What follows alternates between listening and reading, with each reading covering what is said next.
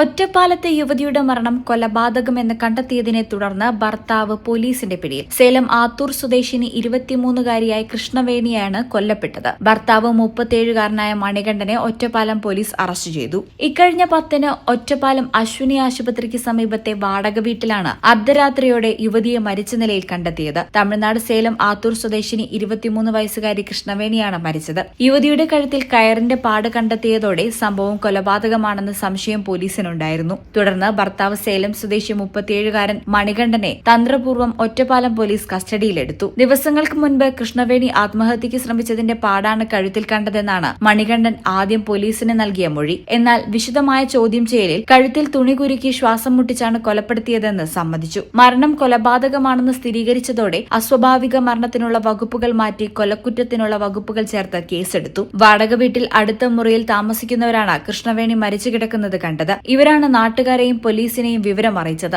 സംഭവ സമയം മണികണ്ഠൻ വീടിന്റെ ചുറ്റുവട്ടത്ത് തന്നെ ഉണ്ടായിരുന്നു. മണികണ്ഠൻ സ്ഥിരം മദ്യപിച്ചെത്തി വീട്ടിൽ വഴക്കുണ്ടാക്കാറുണ്ടായിരുന്നു എന്നാണ് സമീപവാസികൾ പറയുന്നത്. ഇത്തരത്തിൽ മദ്യപിച്ചുണ്ടായ തർക്കമാണ് കൊലപാതകത്തിൽ കലാശിച്ചത് എന്നാണ് നിഗമനം.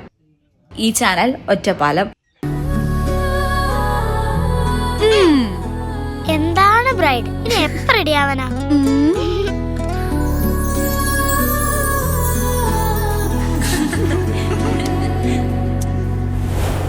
മരുപൂ പോലെ നിറമേകും MX, വെണ്ണിലാവായെന്നുള്ളാകെ MX.